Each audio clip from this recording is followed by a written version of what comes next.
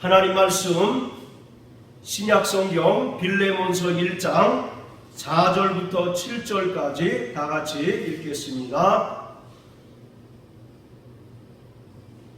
자, 같이 읽습니다. 시작. 내가 항상 내 하나님께 감사하고 기도할 때에 너를 말함은 주 예수와 및 모든 성도에 대한 내 사랑과 믿음이 있음을 들음이니 이로써 내 믿음의 교제가 우리 가운데 있는 선을 알게 하고 그리스도께 미치도록 역사하느니라. 형제여, 성도들의 마음이 너로 말미암아 평안함을 얻었으니 내가 너의 사랑으로 많은 기쁨과 위로를 얻었노라. 아멘. 하나님의 나라는 하나님과 사람 그리고 피조물 사이에 완벽한 교제, 즉 코이노니아가 이루어지는 세계입니다. 특히 새하늘과 새 땅은 서로 상함도 없고 해함도 없는 세계로서 하나님과 인간이 하나가 되고 인간과 창조 세계가 하나됨을 이루는 완벽한 교제를 이루는 곳입니다. 자, 우리 다 같이 구약성경 이사야 65장을 다 같이 보시겠습니다. 이사야 65장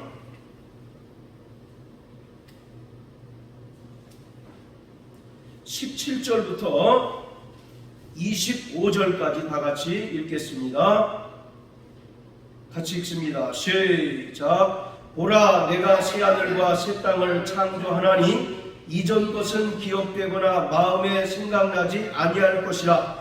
너희는 나의 창조하는 것을 인하여 영원히 기뻐하며 즐거워할지니라. 보라, 내가 예루살렘으로 즐거움을 창조하며 그 백성으로 기쁨을 삼고 내가 예루살렘을 즐거워하며 나의 백성을 기뻐하리니 우는 소리와 부르짖는 소리가 그 가운데서 다시는 들리지 아니할 것이라. 거기는 날수가 많지 못하여 죽는 유아와 수완이 차지 못한 노인이 다시는 없을 것이라. 곧 100세에 죽는 이가 아니겠고 100세 못되어 죽는 자는 저주받은 것이리라. 그들이 가옥을 건축하고 그것에 거하겠고 포도원을 재배하고 열매를 먹을 것이며 그들의 건축한 데 타인이 거하지 아니할 것이며 그들의 재배한 것을 타인이 먹지 아니하리니 이는 내 백성의 수완이 나무의 수완과 같겠고 나의 택한 자가 그 손으로 일한 것을 같이 누릴 것이며 그들의 수고가 헛되지 않겠고 그들의 생산한 것이 재난에 걸리지 아니하리니 그들은 여호와의 복된 자의 자손이요 그 소생도 그들과 함께 될 것임이라. 그들이 부르기 전에 내가 응답하겠고 그들이 말을 내가 들을 것이며 이리와 어린 양이 함께 먹을 것이며 사자가 소처럼 짚을 먹을 것이며 뱀은 흙으로 식물을 삼을 것이니 나의 성산에서는 해함도 없겠고 상함도 없으리라. 여호와의 말이니라. 아멘. 이사야가 예언한 새하늘과 새 땅에 관한 말씀인데 그곳은 해함도 없고 상함도 없고 하나님과 인간 그리고 인간과 창조 세계가 완벽한 조화를 이루고 또 교제를 이루는 그러한 곳이라는 것을 말씀하고 있습니다. 하나님의 나라에서 성도들은 하나님의 가족이 되어서 하나님과 함께 살고 그곳은 인간 사이에 어떠한 차별이 없고 애통함이나 고통이 없는 곳입니다. 이처럼 하나님의 나라에서는 완벽한 교제가 이루어지게 됩니다. 교회가 하나님의 가족이라는 것은 신분이나 지위 그리고 나이나 성별 그리고 능력의 유무와 관계없이 모든 성도가 한 몸으로 결합되어 있다는 그러한 의미인 것입니다. 하나님 아버지께서는 그리스도 예수 안에서 모든 구원받은 성도들을 하나님의 가족으로 받아들여 주셨습니다. 예수 그리스도는 모든 성도의 맏형이 되시고 또 구원받은 모든 성도는 예수 안에서 형제와 자매가 됩니다. 히브리서 2장 11절에 보면 거룩하게 하신 자와 거룩하게 함을 입은 자들이 다 하나에서 났기 때문에 형제와 자매라 부르기를 부끄러워하지 않는다 라고 말씀하고 있습니다. 이처럼 교회는 하나님의 거룩한 가족입니다.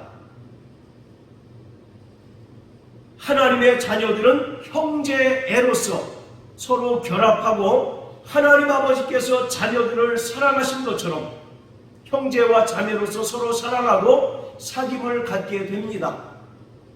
이처럼 교회는 하나님의 가족이고 또 형제 자매 공동체인 것입니다. 교회가 이 땅에 세워진 하나님의 나라를 온전히 이루기 위해서는 하나님의 가족이 되어야 하고 또 하나님의 가족으로서 온전한 교제가 이루어져야 합니다. 신약 성경에서 바로 교회를 집이라고 표현하고 있습니다. 여기서 집이라고 하는 것은 이 건축물로서의 집이 아니라 가족 또는 집안이라고 하는 의미를 가져서 교회를 하나님의 집이라고 이렇게 이야기합니다. 자, 우리 디모데전서 3장 15절을 다 같이 보시겠습니다. 디모데전서 3장 15절. 자, 같이 읽습니다. 시작. 만일 내가 집지하면 너로 하나님의 집에서 어떻게 행하여야 할 것을 알게 하려 함이니 이 집은 살아계신 하나님의 교회요 진리의 기둥과 터이니라. 자, 이 집은 살아계신 하나님의 교회요 진리의 기둥과 터다라고 말씀합니다. 여기서 이 집이라고 하는 말은 헬라어로 오이코스라고 하는데 이것은 사람이 지은 건축물을 말하는 것이 아니라 가족 또는 집안을 의미하는 것으로서 교회를 가리키고 있습니다. 그리고 뿐만 아니라 구약 성경에서 집이라고 하는 표현은 하나님의 언약 백성을 가리키고 있어요. 그러므로 성경에서 말하는 하나님의 집이라고 하는 의미는 하나님의 백성들이 종말론적인 소망을 가지고 모임, 곧 거룩한 교회를 가리키고 있습니다. 그런데 중요한 것은 교회의 본질은 공동체성입니다. 할렐루야.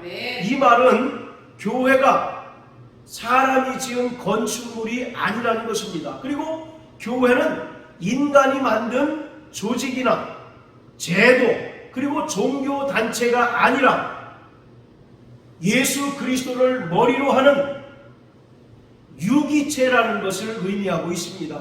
유기체라고 하는 말은 예수 그리스도가 머리이시고 또 교회는 그의 몸이며 성도들은 그 몸에 붙어있는 각각의 지체라는 것을 의미하고 있습니다. 그래서 이러한 유기체로서의 교회의 핵심은 성령 안에서 온전히 교제를 이루어야 한다라는 것입니다.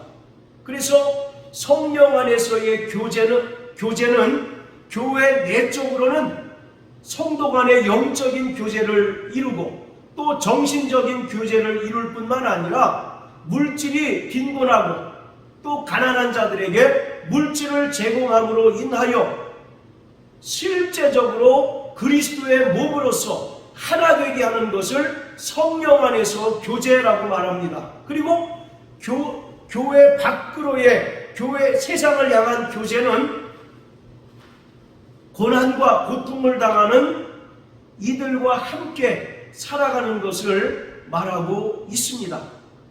자, 이처럼 교회는 분명히 세상 안에 있지만 세상에 속하지 않은 거룩한 공동체입니다.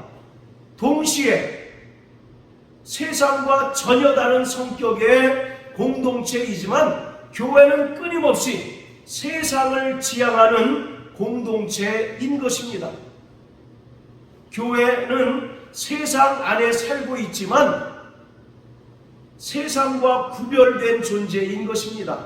이것은 그리스도의 몸된 교회가 이 땅에서 살아가는 동안 어떠한 삶의 모습을 지녀야 하는가를 우리에게 알려주는 것이에요. 다른 말로 하면 교회가 세상과 구별된 존재라고 하는 것은 이 세상 사람들과 상종하지 말라는 그러한 의미가 아닙니다. 만약에 세상과 구별된 존재로서 상종치 말라고 한다면 교회는 세상 밖으로 떠나가야 하는 것입니다. 자, 우리 고린도전서 5장을 다 같이 한번 보시겠습니다. 고린도전서 5장 9절 10절 다 같이 읽겠습니다. 시작. 내가 너희에게 쓴 것에 음행하는 자들을 사귀지 말라 하였거니와 이 말은 이 세상에 음행하는 자들이나 탐하는 자들과 호색하는 자들이나 우상 숭배하는 자들을 도무지 사귀지 말라 하는 것이 아니니 만일 그리하려면 세상 밖으로 나가야 할 것이라. 바로 교회는 분명히 세상 안에 존재합니다. 그러나 세상과 구별된 존재입니다. 이 말은 세상 사람들과 도무지 상종치 말라는 의미가 아닙니다. 금방 우리가 읽은 것처럼 만약에 세상 사람들과 상종치 않아야 된다면 교회는 세상 밖으로 나가야 된다라고 사도 바울은 말하고 있어요. 그렇다면 이 말은 무엇을 의미할까요? 교회가 세상 가운데 살아가는 동안 세상과 타협하지 말아야 한다는 것입니다. 또 죄와 벗하거나 죄와 짝하지 말라는 것을 의미하고 있습니다. 그리고 오히려 교회가 세상을 향하여 하나님의 영광을 나타내고 또 하나님의 선한 영향력을 끼침으로써 세상 사람들을 그리스도에게로 인도해야 한다라는 것을 말하고 있습니다. 특별히 신약 성경은 교회의 본질을 교제, 곧 코이노니아에 있다라고 강조하고 있습니다. 자, 따라하세요. 믿음의 교제.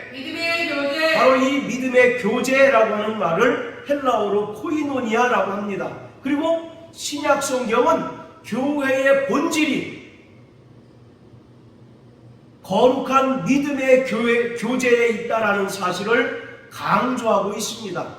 코이노니아, 곧 교제라고 하는 의미는 서로 친교를 나누고 또 서로 부족한 것을 나누고 도와주고 친밀한 관계를 유지할 뿐만 아니라 권면하고 위로하는 모든 일련의 활동들을 성경은 교제라고 이렇게 이야기합니다. 그리고 교제라고 하는 것은 반드시 이중적인 관계 속에서 이루어지는 거예요. 즉 교제는 일방적으로 제공하고 또 일방적으로 제공받는 것이 아니라 서로 상대방이 되어서 주고받는 것이 교제라고 이야기하고 있습니다. 그리고 성경에서 이야기하는 교제는 세 가지 차원의 교제를 말하고 있습니다. 첫째는 수질적인 차원의 교제로서 하나님과 인간, 하나님과 성도와의 교제를 말하고 있습니다.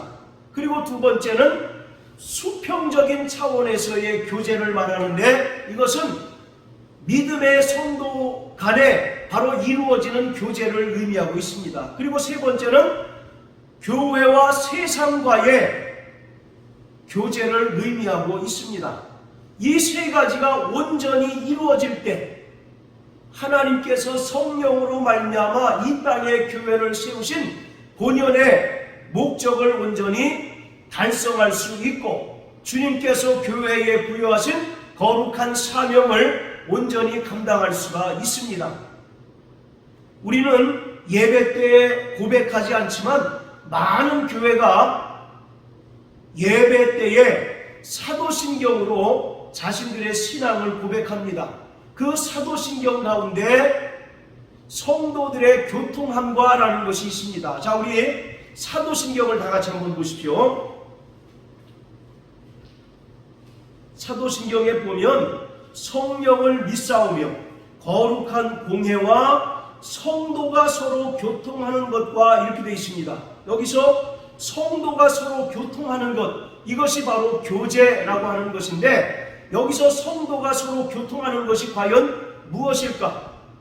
서로 교제하고 친교를 나누고 때로는 권면하고 고난당하는 성도들을 위로할 뿐만 아니라 성도들이 믿음의 길을 온전히 가지 못할 때 때로는 엄하게 훈계하고 꾸짖음으로 믿음의 바른 길을 갈 수 있도록 돕는 모든 것을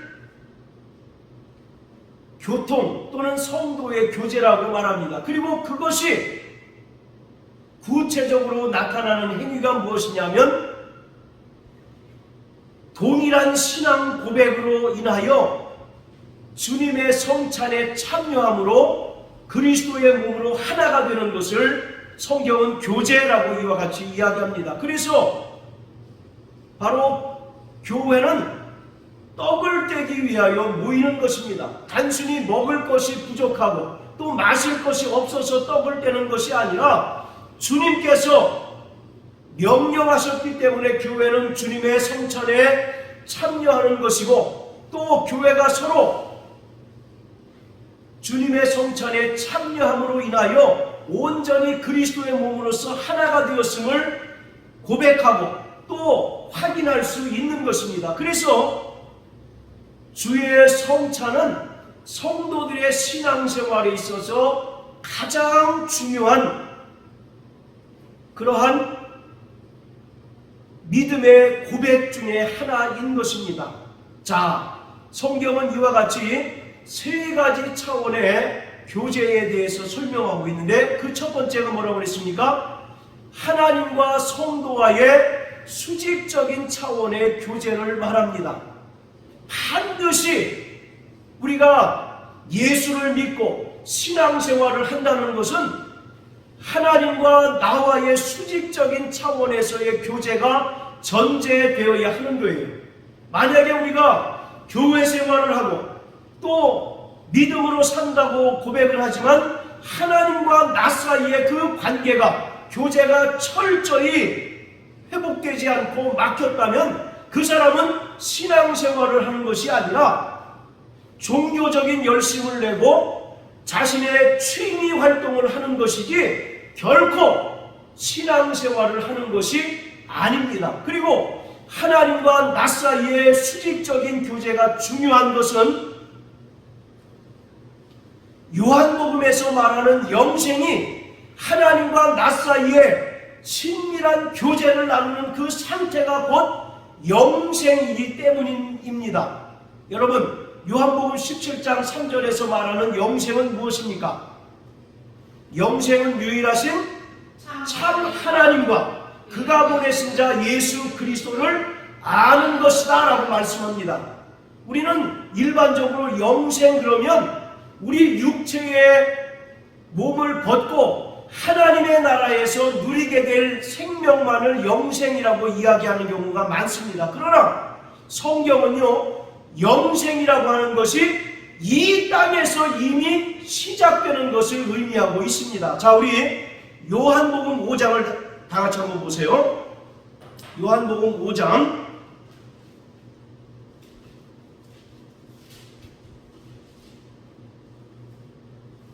자, 24절입니다. 시작. 내가 진실로 진실로 너희에게 이르노니 내 말을 듣고 또 나 보내신 이를 믿는 자는 영생을 얻었고 심판에 이르지 아니하나니 사망에서 생명을 옮겼느니라.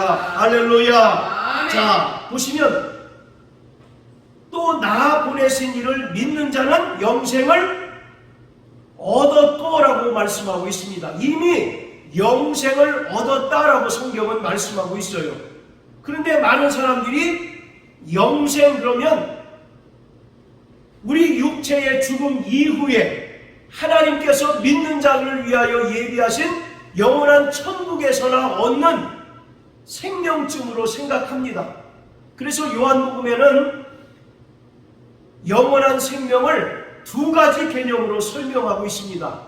현재적인 개념과 미래적인 개념으로 설명하고 있어요. 이미 예수를 믿는 자는 영생을 얻었다라고 이렇게 현재적인 개념으로 설명할 뿐만 아니라 예수님께서 장차 영광 중에 재림하실 때 우리가 신령한 몸의 부활을 통해서 천국에서 얻는 생명, 이렇게 두 가지 개념으로 설명하고 있습니다.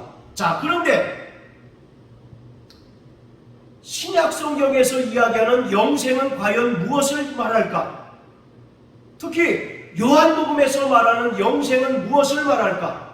영생은 유일하신 참 하나님과 그가 보내신 자 예수 그리스도를 아는 것이다 라고 말합니다.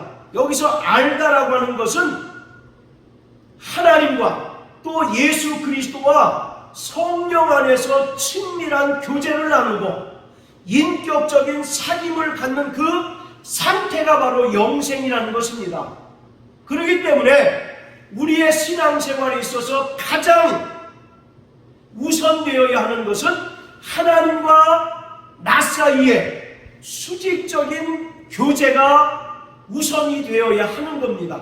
아무리 성도 간에 친밀한 교제를 나누고 또 교회가 세상을 향하여 구제하고 또 고난당하는 사람과 함께 아파하고 우는 일을 한다 할지라도 하나님과 나와의 관계가 끊어지면 그것은 결코 신앙생활이 아니고 그러한 자는 여전히 사망 가운데 거할 수밖에 없다는 것을 성경은 우리에게 분명히 말씀하고 있습니다. 그래서 성경에서 말하는 세 가지 차원에서의 교제 가운데 하나님과 나와의 수직적인 교제가 가장 먼저 선결이 되어야 하는 것입니다. 할렐루야.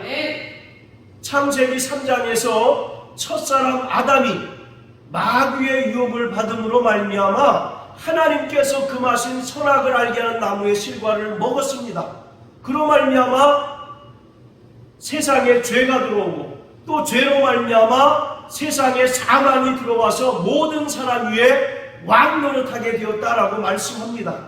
이처럼 첫사람 아담으로 말미암아 하나님과 인간 사이의 그 관계가 완전히 단절되어 버리고 말았습니다. 그리고 인간은 하나님을 상실한 채로 살아가는 존재가 되어버리고 말았던 것입니다. 그러나 하나님께서 그의 독생자 예수 그리스도를 이 땅에 보내주심으로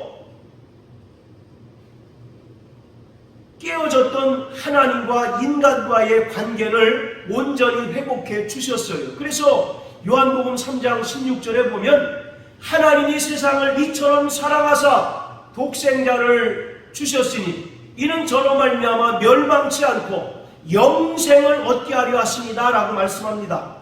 영생이라고 하는 것이 하나님과의 관계가 회복되어지고 또 하나님과의 그 수직적인 교제가 회복되는 것을 영생이라고 말씀드린 것처럼 예수님께서 이 땅에 영생을 주러 오셨다라고 하는 것은 첫사람 아담으로 말미암아 깨어졌던 그 하나님과의 관계, 하나님과의 수직적인 교제가 예수 그리스도로 말미암아 그의 십자가 죽음으로 인하여 온전히 회복되어졌음을 의미하는 것입니다.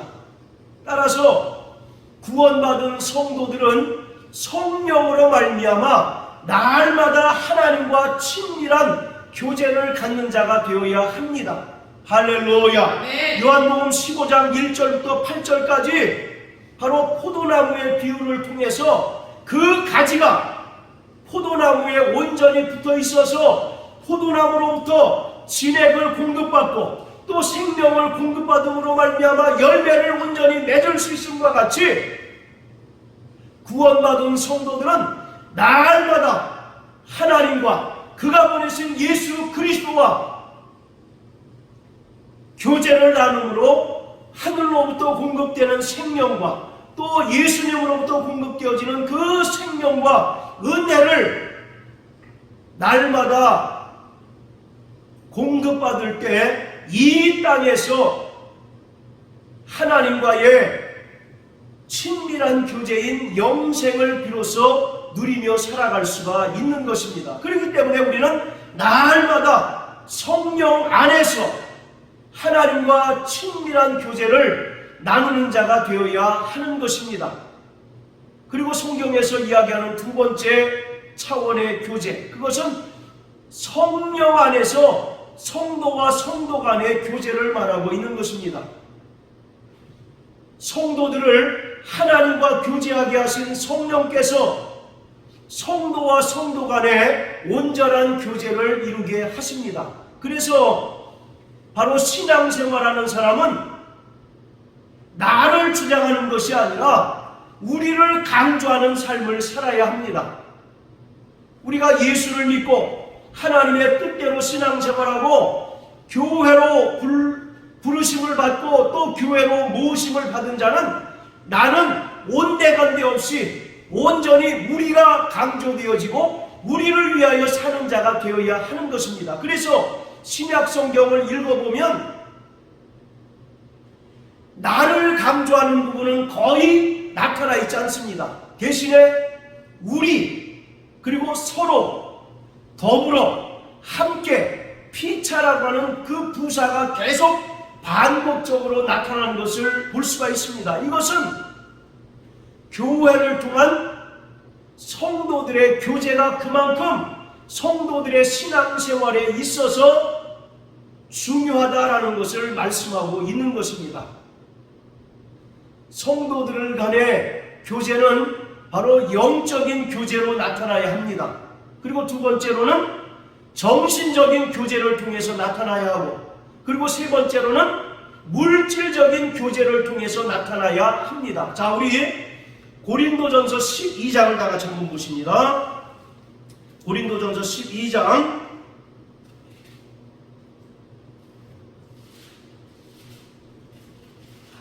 자 12절부터 27절까지 우리 한 절씩 교독하겠습니다.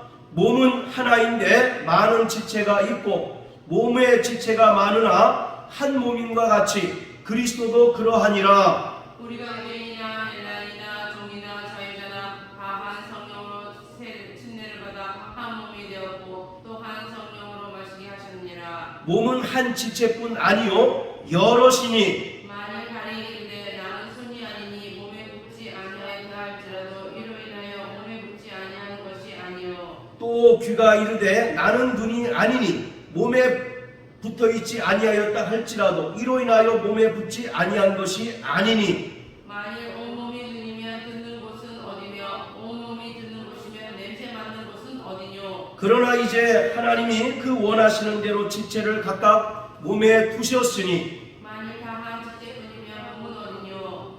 이제 지체는 많으나 몸은 하나라. 눈이 손들어 내가 너를 쓸데없다 하거나 또한 머리가 발들어 내가 너를 쓸데없다 하거나 하지 못하리라. 이뿐 아니라 몸에 더 약하게 보이는 지체가 도리어 요긴하고 우리가 몸에 더 귀히 여기는 그것들을 더욱 귀한 것들로 입혀주며 우리의 아름답지 못한 지체는 더욱 아름다운 것을 얻고 우리의 아름다운 지체는 요구할 것이 없으니 오직 하나님이 몸을 고르게 하여 부족한 지체에게 존귀를 더하사 몸 가운데에서 분쟁이 없고 오직 여러 지체가 서로 같이하여 돌아보게 하셨으니 만일 한 지체가 고통을 받으면 모든 지체도 함께 고통을 받고 한 지체가 영광을 얻으면 모든 지체도 함께 즐거워하나니. 너희는 그리스도의 몸이요 지체의 각 부분이라. 아멘. 아멘. 바로 이것이 교회라고 하는 것입니다.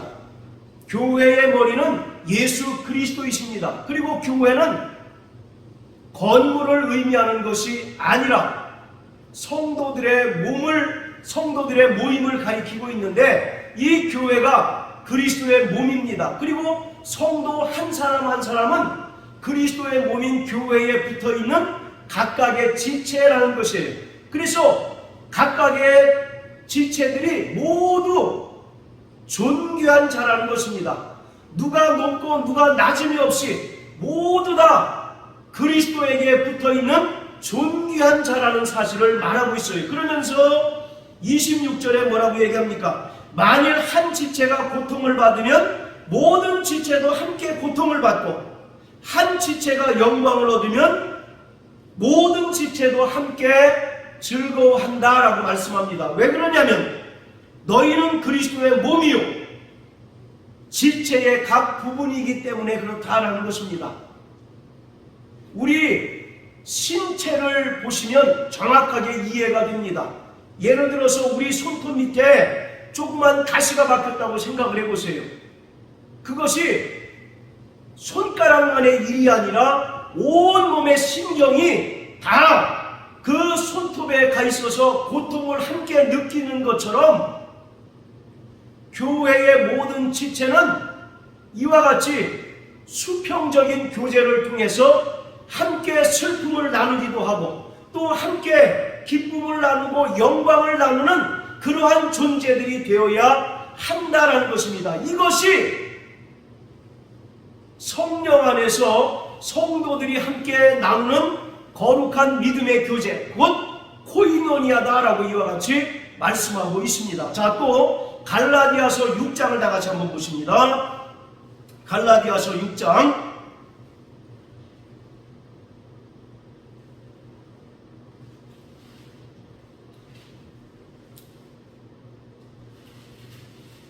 자, 1절 2절 시작. 형제들아, 사람이 만일 무슨 범죄한 일이 드러나거든 신령한 너희는 온유한 심령으로 그러한 자를 바로 잡고 내 자신을 돌아보아 너도 시험을 받을까 두려워하라. 너희가 짐을 서로 지라. 그리하여 그리스도의 법을 성취하라. 할렐루야. 아멘. 자, 2절에 보시면 너희가 짐을 서로 지라. 그리하여 그리스도의 법을 성취하라.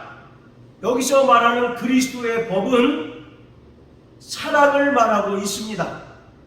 따라서 교회는 사랑의 공동체로서 각자 간에 서로의 짐을 나눠지는 그러한 아름다운 모습이 나타나야 한다는 것입니다. 여기서 이 짐이라고 하는 것은 사람이 당하는 고통과 고난도 의미하지만 또는 물질적인 그러한 어려움도 의미하고 있는 것이에요. 그래서 구원받은 성도들은 그리스도의 몸에 붙어있는 각각의 지체로서 한 지체가 아파하면 같이 아파할 수 있어야 하고, 한 지체가 기뻐하고 영광을 얻게 되면 같이 기뻐하고 영광을 누릴 수 있는 존재가 되어야 한다는 것입니다. 할렐루야. 아멘. 이것이 바로 성도 간에 성령 안에서 누리는 바로 믿음의 교제인 것입니다. 그리고 또 성도들은 서로를 위하여 간절히 기도하는 존재가 되어야 합니다. 이것이 바로 영적인 교제인 것이에요. 그리고 또 각자 믿음의 분량대로 받은 성령의 은사를 통해서 서로를 온전히 세워주고 또 연약한 자들을 일으켜주는 것이 바로 영적인 교제인 것입니다. 그리고 정신적인 교제는 고난 가운데 좌절하고 낙심하는 자들을 위로하고 또 슬퍼하는 자들을 일으켜주는 그러한 역할을 하는 것이 바로 정신적인 차원의 교제인 것입니다. 자, 우리 구약성경 전도서 4장을 다 같이 한번 보십니다. 전도서 4장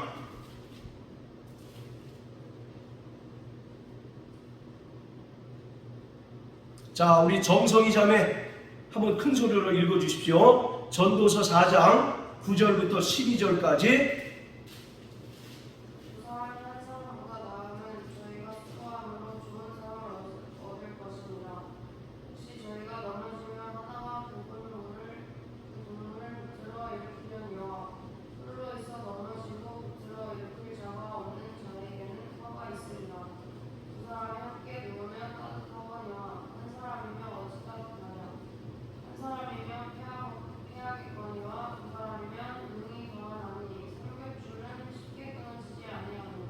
할렐루야. 아멘. 12절에 보면 삼겹살이 아니라 삼겹줄입니다. 네. 자, 이것이 바로 교회 안에서 이루어지는 성도들의 믿음의 교제입니다.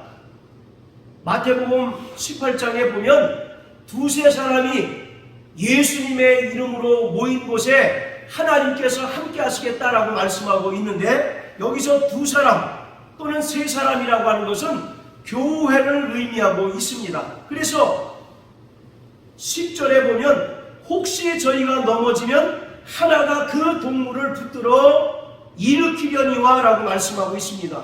우리가 함께 신앙생활하는 가운데 어떤 이가 고난과 또는 여러가지 시험을 당하여 믿음 안에서 좌절하고 낙심하고 실망했을 때 반드시 그 주위에 있는 믿음의 성도들은 그 넘어진 자를 붙들어주고 또 일으켜서 함께 영원한 천국으로 인도하는 그러한 역할을 해야 하는 것입니다. 그런데 그 뒤에 보면 홀로 있어서 넘어지고 붙들어 일으킬 자가 없는 자에게는 화가 있다라고 이렇게 이야기하고 있습니다. 자, 그리고 12절에 보면 한 사람이면 패하겠거니와 두 사람이면 능히 당하나니 삼겹줄은 쉽게 끊어지지 않는다라고 말씀하고 있어요. 여러분, 물고기를 잡는 그물을 한번 생각해 보세요. 그물이 가로줄과 세로줄로 촘촘히 되어 있어야 물고기를 잡을 수 있는 것처럼 교회는 하나님과의 수직적인 관계가 온전히 이루어져야 합니다. 뿐만 아니라 성도와 성도 간의 수평적인 교제가 온전히 이루어질 때 영혼들을 잃어버리지 않고 또 신앙생활 가운데 낙심하고 좌절하고 슬퍼하고 고난 중에 있는 자들을 위로하고 붙들어주고 또 그들에게 힘과 용기를 줄 수 있는 온전한 교회로서의 역할을 감당할 수가 있는 것입니다. 이것이 바로 성경에서 말하는 성령 안에서 성도와 성도끼리 나누는 거룩한 믿음의 교제입니다. 할렐루야. 네. 자, 그리고 이 교제에는 반드시 물질적으로 서로 없는 자를 도와주는 유무상통의 교제가 반드시 있어야 한다는 것입니다. 자, 우리 사도행전 2장을 다 같이 한번 보십니다. 자, 사도행전 2장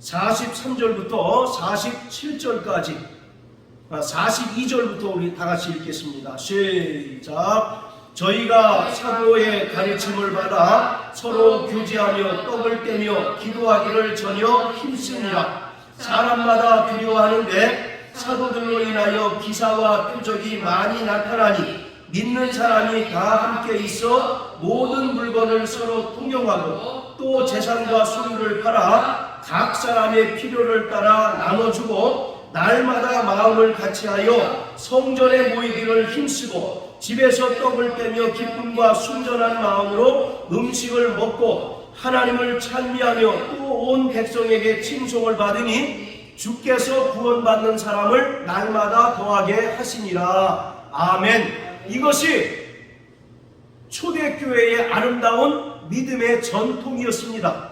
그래서 42절에 보면 저희가 사도의 가르침을 받아 서로 교제하고 떡을 떼고 기도하기를 전혀 힘썼다라고 말씀합니다. 뿐만 아니라 44절, 45절에 보면 믿는 사람이 다 함께 있어 모든 물건을 서로 통용하고 또 재산과 소유를 팔아 각 사람의 필요를 따라 나눠 주었다라고 말씀합니다. 그래서 초대교회는 물질을 서로 유무상통하는 아름다운 전통이 있었던 것입니다. 당시에 예수를 믿는 그리스도인들은 사회적으로 보면 빈곤층이 대단히 많았습니다.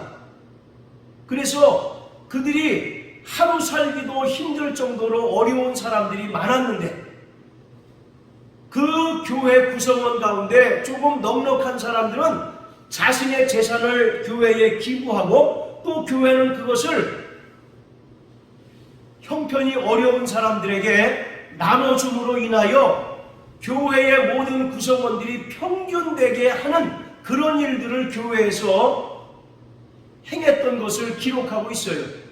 여러분, 구약의 11조 그리고 신약의 연보가 바로 그런 역할을 하는 겁니다. 그런 기능을 하는 거예요. 그래서 구약의 11조는 최초의 사회복지 시설이라고 우리가 생각해도 결코 과언이 아닐 정도로 바로 11조를 거둬서 가난하고 또 헐벗고 구제가 필요한 자들을 나눠주고 꾸어주는 그런 기능을 하는 것이 바로 구약의 11조입니다. 뿐만 아니라 신약에 바로 우리가 드리는 연보 역시 교회 내에 가난하고 또 어려운 성도들을 도와주고 또 그들을 우리와 같이 평균되게 하는 그런 역할을 하고 그런 기능을 하는 것이 바로 연보인 것입니다. 그래서 구약의 11조와 신약의 연보는 동일한 기능을 하는 것으로서 구약의 11조가 완성된 것이 신약의 연보인 것입니다. 자, 우리 야고보서 2장을 다 같이 한번 보십니다. 야고보서 2장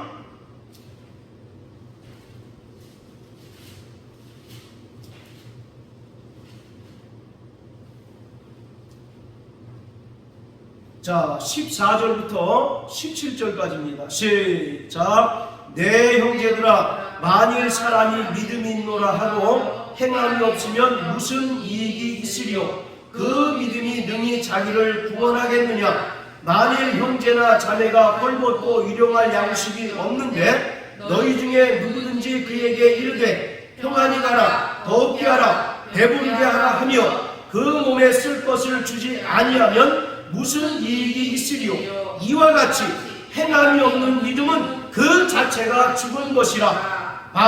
자, 우리 중에 어떤 형제나 자매가 헐벗고 일용할 양식이 없는데 우리는 형제여 평안하라, 안심하라, 하나님께서 도우실 것이다 라고 말로서만 위로하면 그것이 무슨 유익이 되겠느냐라고 말씀하고 있어요. 그러므로 반드시 우리가 믿음이 있다라고 한다면 물질적으로 곤궁하고 또 궁핍한 형제와 자매를 도와주는 행함이 있는 믿음이 있어야 그 믿음이 온전한 믿음이라고 성경은 말씀합니다. 자, 또 요한일서 3장을 다 같이 한번 보십니다. 요한일서 3장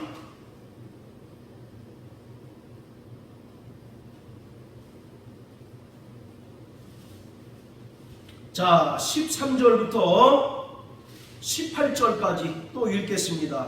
시작. 형제들아, 세상이 너희를 미워하거든 이상히 여기지 말라. 우리가 형제를 사랑함으로 사망에서 옮겨 생명으로 들어간 줄을 알거니와 사랑치 아니하는 자는 사망에 거하느니라. 그 형제를 미워하는 자마다 살인하는 자니 살인하는 자마다 영생이 그 속에 거하지 아니하는 것을 너희가 아는 바라. 그가 우리를 위하여 목숨을 버리셨으니 우리도 이로써 사랑을 알고 우리도 형제를 위하여 목숨을 버리는 것이 마땅하니라. 누가 이 세상 재물을 가지고 형제의 궁핍함을 보고도 도와줄 마음을 막으면 하나님의 사랑이 어찌 그 속에 거할까 보냐. 자녀들아, 우리가 말과 혀로만 사랑하지 말고 오직 행함과 진실함으로 하자. 할렐루야. 아멘. 바로 예수님께서 우리가 죄인이었을 때에 우리를 위하여 친히 십자가에 달려 죽으심으로 말미암아 우리를 향하신 하나님의 사랑을 나타내 주심으로 우리가 구원받고 하나님의 자녀가 되었던 것처럼 우리도 마땅히 형제를 사랑하는 것이 마땅하다라고 말씀하고 있어요. 그런데 형제를 미워하는 자는 그 속에 영생이 거하지 않는다라고 말씀하고 있습니다. 그래서 형제를 사랑하는 것은 우리가 해도 그만 안 해도 그만하는 선택사항이 아니라 예수님께서 우리를 사랑하셔서 십자가에 달려 죽으셨던 것처럼 우리도 마땅히 형제자매를 사랑하는 자가 되어야 합니다. 할렐루야. 그리고 그 사랑이라고 하는 것이 어떤 영적인 사랑, 그를 위하여 기도하고 또 그를 말로 번면하는 것뿐만 아니라 물질적으로 궁핍한 자에게 반드시 물질적으로 도와주는 것도 사랑이고 또 믿음의 교제라고 하는 것을 말씀하고 있어요. 그래서 17절 18절에 뭐라고 얘기합니까? 형제의 궁핍함을 보고도 도와줄 마음을 막으면 하나님의 사랑이 어찌 그 속에 있느냐라고 말합니다. 그러므로 우리가 말과 혀로만 사랑하지 말고 오직 행함과 진실함으로 하자라고 말씀합니다. 아까 야고보서 2장 뭐라고 얘기합니까?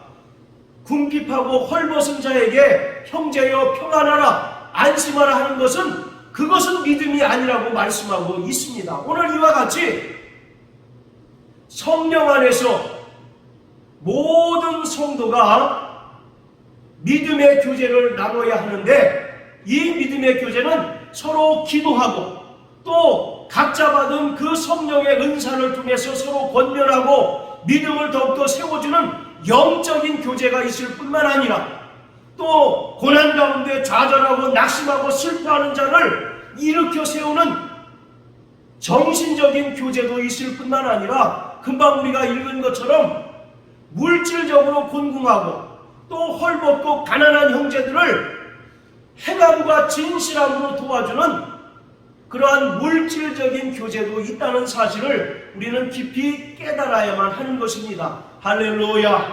그리고 신약 성경에서 말하는 세 번째 차원의 기도는 세상을 향한 교제입니다. 고난 가운데 있는 자들을 위하여 교회가 도와주고 또 낙심한 세상 사람들을 교회의 이름으로 예수의 이름으로 도와주는 역할을 해야 합니다. 이것은 구약에서 율법에 규정한 희년을 완성하는 것입니다. 여러분 희년이 뭡니까? 매 50년 만에 돌아오는 자유를 선포하는 해가 바로 희년입니다. 이때는 모든 종들을 놓아주고 또 저당 잡은 모든 재산들을 다시 원주인으로 돌려줄 뿐만 아니라 모든 채무도 다 탕감해 주는 것이 바로 희년이에요.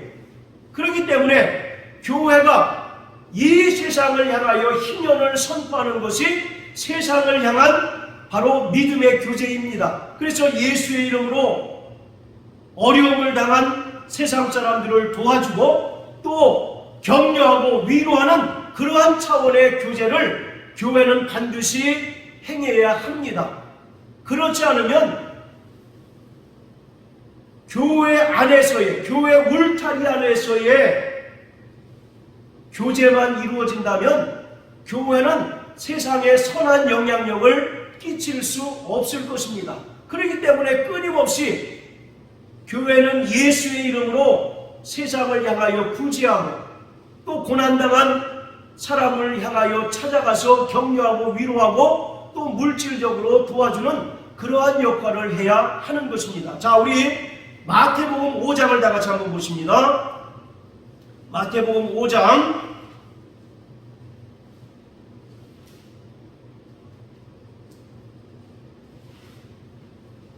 자 43절부터 48절까지 다 같이 읽겠습니다. 시작. 또 내 이웃을 사랑하고 내 원수를 미워라 하였다는 것을 너희가 들었으나 나는 너희에게 이르노니 너희 원수를 사랑하며 너희를 핍박하는 자를 위하여 기도하라. 이같이 한즉 하늘에 계신 너희 아버지의 아들이 되리니 이는 하나님이 그 해를 악인과 선인에게 비치게 하시며 비를 의로운 자와 불의한 자에게 내리우심이니라. 너희가 너희를 사랑하는 자를 사랑하면 무슨 상이 있으리요? 세리도 이같이 아니하느냐? 또 너희가 너희 형제에게만 무난하면 남보다 더하는 것이 무엇이냐? 이방인들도 이같이 아니하느냐? 그러므로 하늘에 계신 너희 아버지의 온전하심과 같이 너희도 온전하라. 할렐루야. 우리 하나님 아버지는 온전하신 분이십니다. 따라서 믿는 자들을 사랑하실 뿐만 아니라 믿지 않는 자들을 여전히 사랑하시는 분이에요. 마찬가지로 오늘 우리가 사랑하고 또 서로 교제를 나누는 대상이 교회 안에 있는 성도들에게만 국한된다면 우리의 믿음이 결코 온전해질 수 없고 우리가 사랑하는 그 사랑이 온전할 수 없다는 것을 말씀합니다. 그러면서 48절에 하나님의 온전하심과 같이 너희도 온전하라는 것입니다. 너희를 핍박하는 자를 위하여 축복할 수 있어야 하고 너희를 미워하는 세상을 향하여 그리스도의 사랑을 나타내고 또 구제하고 나눠주고 그들을 권면하고 위로하는 세상을 향한 교제에도 열심을 내야 한다는 사실을 성경은 우리에게 말씀하고 있습니다. 자, 저를 따라하세요. 교회는 이 세상에 세워진 하나님의 나라다. 그렇습니다. 교회는 비록 불완전하지만 이 세상에 세워진 하나님의 나라인 것입니다. 그래서 성도들은 이 세상에 세워진 하나님의 나라를 떠나지 말아야 합니다. 그리고 이 세상에 세워진 하나님의 나라에서 하나님의 나라를 경험하고 또 하나님 나라의 백성으로서 철저히 양육받고 또 다듬어짐으로써 영원한 하나님 나라를 소망하는 그 믿음 안에서 더욱더 성숙해져 가야 합니다. 왜냐하면 교회는 믿는 자들의 어머니이기 때문에 그렇습니다. 교회는 끊임없이 성도들을 품어주고 양육하고 훈련시키고 연단하는 역할을 합니다. 하나님의 백성으로 양육하는 곳이 바로 거룩한 교회예요. 그렇기 때문에 이 땅에 세워진 하나님의 나라인 교회를 떠나서는 구원받을 수 없고 또 이 땅에 세워진 교회를 떠나서는 영원한 하나님의 나라에 들어갈 수 없습니다. 그래서 성도들은 이 땅에 세워진 교회에서 철저히 하나님의 나라를 경험하고 또 하나님의 백성으로서 양육받고 연단받고 다듬어져 가는 과정을 겪어야 합니다. 그러다가 육신을 벗게 되면 육체의 죽음을 맞이한 성도들은 낙원에 이르게 됩니다. 그리고 장차 영광 중에 주님께서 재림하실 때 공중에서 주님을 뵙게 되고 그리고 영원한 하나님의 나라에 들어갈 수 있는 것입니다. 그래서 교회가 이 땅에 세워진 교회가 중요한 것입니다. 주님께서는 교회의 모든 권세를 다 위임하셨어요. 그래서 철저히 이 땅에서 구원받은 성도들을 양육할 의무와 책임이 교회에 있습니다. 그리고 성도들은 이 땅에서 하나님의 나라를 경험해야 하는데 성도들이 무엇을 통해서 하나님의 나라를 경험할 수 있습니까? 바로 그것은 믿음의 교제를 통해서 하나님의 나라를 경험할 수 있는 것입니다. 그래서 교회의 본질이 교제, 곧 코이노니아다라고 이와 같이 말씀드리게 된 것입니다. 그래서 믿음의 교제를 떠나면 그 사람의 신앙은 온전히 성장할 수 없습니다. 하나님의 백성으로서 온전히 다듬어질 수 없는 것이에요. 그렇기 때문에 우리는 끝까지 교회 안에 머물고 또 교회의 구성원인 성도들을 통해서 성도들과의 성령 안에서 믿음의 교제를 통해서 자신이 하나님 나라 백성으로서 다듬어져 가는 과정을 겪어야 합니다. 그러기 위해서 믿음의 교제가 절대적으로 필요합니다. 할렐루야. 네. 자, 따라하세요. 나 영혼아 믿음의 교제를 통해서 하나님의 백성으로서 양육받고 다듬어지자. 자, 우리 마지막으로 사무엘상 30장을 다 같이 한번 읽겠습니다. 자, 사무엘상 30장 21절부터 25절까지 우리 한 목소리로 읽겠습니다. 시작. 다윗이 이왕에 피곤하여 능히 자기를 따르지 못함으로 부솔 시내에 머물게 한 200인에게 오매 그들이 다윗과 그와 함께 한 백성을 영접하러 나온지라. 다윗이 다윗과 함께 갔던 자 중에 악한 자와 비류들이 다 가로되 그들이 우리와 함께 가지 아니하였은즉 우리가 도로 찾은 물건은 무엇이든지 그들에게 주지 말고 각 사람의 처자만 주어서 데리고 떠나가게 하라 하는지라. 다윗이 가로되 나의 형제들아 여호와께서 우리를 보호하시고 우리를 치러온 그 군대를 우리 손에 붙이셨은즉 그가 우리에게 주신 것을 너희가 이같이 못하리라. 이 일에 누가 너희를 듣겠느냐. 전장에 내려갔던 자의 분깃이나 소유물 곁에 머물렀던 자의 분깃이 일반할지니 같이 분배할 것이니라 하고 그날부터 다윗이 이것으로 이스라엘의 율례와 규례를 삼았더니 오늘까지 이르더라. 다윗에게는 60명의 부하가 있었습니다. 그런데 다윗이 살고 있는 시글락이라고 하는 마을을 아말렉 족속이 몰래 침입해 들어와서 완전히 쑥대밭으로 만들었고 그리고 모든 부녀자들을 다 잡아서 데리고 갔습니다.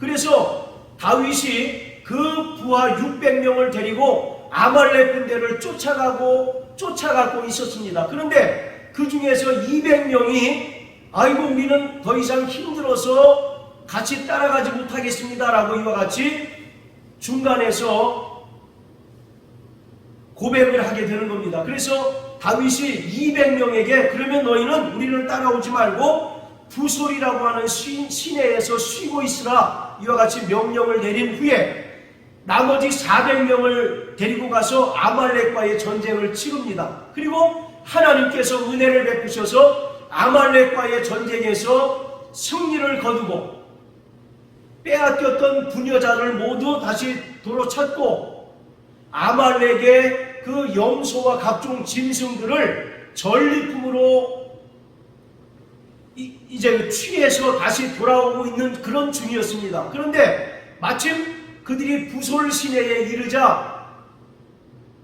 중간에 탈락했던 200명을 만나서 일어난 그런 이야기를 기록하고 있는 겁니다.